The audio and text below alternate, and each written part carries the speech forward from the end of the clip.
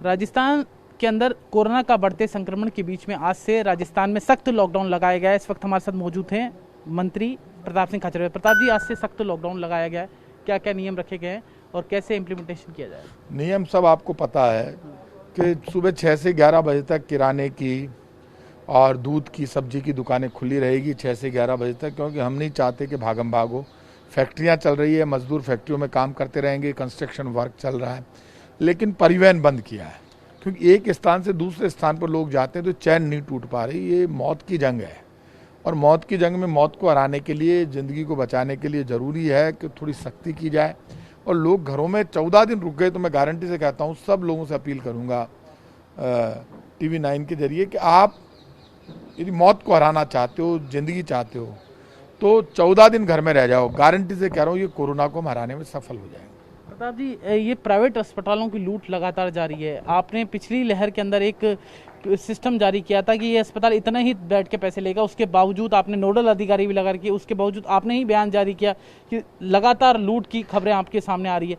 किस तरह से नकेल कसेंगे इन लोगों पर? देखिए, ये जो महामारी है इस वक्त, तो पूरा प्रशासन, खुद मुख्यमंत्री कोरोना पॉजिटिव होते हुए लगातार जिस ढंग से वर्क कर रहे हैं, ये काबिले तारीफ है। पहला चीफ मिनिस्टर हिंदुस्तान का जो कोरोना पॉजिटिव होने के बाद अस्पताल में जाकर भर्ती नहीं हुआ, घर में बैठकर काम कर रहा है, ये तो बड़ी बात है, इसको तो अप्रिशिएट करना चाहिए।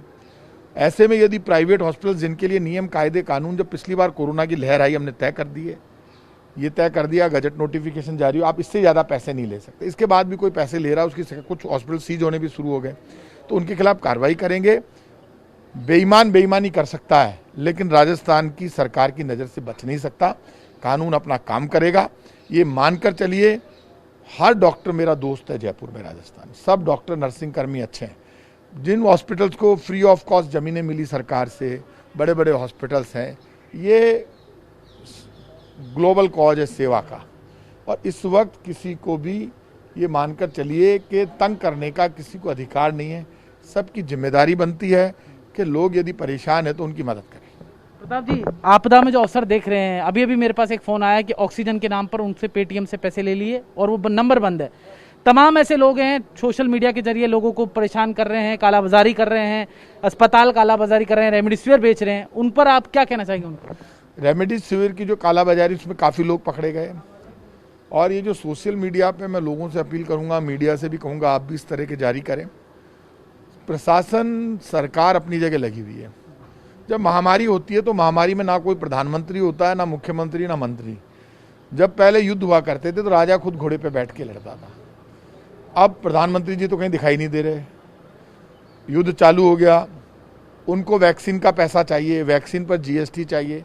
बंगाल का चुनाव था, तब तक प्रधानमंत्री जी ने पेट्रोल डीजल की रेटें बढ़ाई नहीं। अब क्या है कि हिंदुस्तान में एक ही टैक्स बाकी रह गया GST के बाद में, वैक्सीन पे लगा ही दिया, अब सांसों पे टैक्स बाकी रह गया। तो अभी सोशल मीडिया पे बहुत अच्छा चल रहा है कि प्रधानमंत्री जी अपने अधिकारियों से पूछ रहे हैं, सांस बोले सांस पे भी साहब टैक्स लगा दिया, वो बाकी वो भी लगा दो। बचा क्या? हिंदुस्तान का खजाना ना तो कांग्रेस का है ना BJP का, हिंदुस्तान की जनता का है। और इस महामारी में ये कांग्रेस BJP करना बंद करो। सबसे बड़े नेता हो देश के, लोग सवाल भी उठाएंगे, सवाल खड़े भी करेंगे। और संकट की घड़ी पहली बार आई है पूरी दुनिया के सामने, और संकट में ही नेता का और सरकार का पता चलता है। इसलिए संकट में ये वो सरकार है जो वैक्सीन के पैसे मांग रही है, ये वो सरकार है जो खुल के कह रही है कि हम तो GST भी लेंगे, और वो सरकार जो पेट्रोल डीजल में रोज रेट बढ़ा रही है। ऐसा कोई बड़ा पैकेज अभी राज्यों को नहीं मिला है। यदि सरकार की नीयत ठीक होती तो एक ही अनाउंसमेंट होता, through out India free vaccine, और पूरी दुनिया की कंपनियों को आमंत्रित करते, जगह जगह वैक्सीनेशन का प्रोग्राम चलता और उनका पेमेंट केंद्र सरकार करती। लाशों के ढेर लग गए। ऑक्सीजन मैनेजमेंट केंद्र सरकार ने अपने हाथ में ले लिया। पिछली बार ऑक्सीजन मैनेजमेंट केंद्र सरकार के हाथ में नहीं था, तब ऑक्सीजन की मारामारी नहीं थी। और आप कैसे कर सकते हैं कि राजस्थान में 10 मरीज, गुजरात में 10 मरीज, 10 मरीजों के लिए उनको तो इतनी ऑक्सीजन दे दी कि फालतू पड़ी है गुजरात में, और 10 मरीजों के लिए हमको इतनी ऑक्सीजन दे दी कि 8 मर जाएं। ऐसे कभी होता है? ये सरकार होती है, ये सरकार नहीं है। सर, वो तो आप पे आरोप लगा रहे हैं कि भरतपुर के अंदर PM फंड से जो वेंटिलेटर आए थे उसको निजी अस्पताल को दीजिए, वो लूट रहे हैं। BJP वाले आप पे आरोप लगा रहे हैं। जगह नहीं मिलेगी नरक में। मैं पाप करूंगा तो मुझे जवाब देना पड़ेगा ऊपर जाके। तो पाप का हिसाब किताब तो बराबर से होगा। भरतपुर में क्या कर दिया, निजी अस्पतालों को किराए पे वेंटिलेटर दे दिए, किराए पे दिए, फोकट में तो नहीं दिए। जब आपके पास वेंटिलेटर ज्यादा आ रही थी, निजी अस्पताल में भी कोरोना का इलाज हो रहा है, उन्होंने दे दिया, जो मैंने खबर में पढ़ा। प्रताप सिंह, एक सवाल हो रहा है, ग्रामीण क्षेत्रों में जिस तरह से कोरोना बढ़ रहा है उसको लेकर आपका क्या? देखिए, गांवों में जो कोरोना बढ़ रहा है उसके लिए मैं गांव वालों से अपील करूंगा, तय कर लो, ये मजाक का इश्यू नहीं है।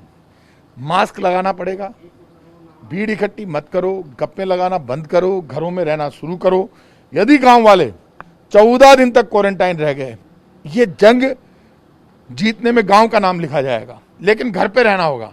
अब वो सोचे मैं मास्क हटा के दांत भी निकाल लूं, गट्टे पे जाके ताश भी खेल लूं, चंगापो भी खेल लूं, बातें भी कर लूं और इसको एक मनोरंजन का साधन बना लूं, तो ये चैन नहीं तोड़ पाएंगे। यदि मरीज बढ़ गए तो सारी सरकारें भी जोड़ लगा लेना, तो भी फिर संसाधन कम पड़ जाएंगे। इसलिए इसको हराने के लिए 14 दिन घर में रहना पड़ेगा। तो ये थे प्रताप सिंह खाचरियावास, जिन्होंने खास बातचीत की। इनका साफ तौर पे कहना था कि आप घर में रहिए, सोशल डिस्टेंस का पालन कीजिए, 2 गज दूरी का पालन कीजिए, मास्क लगाइए।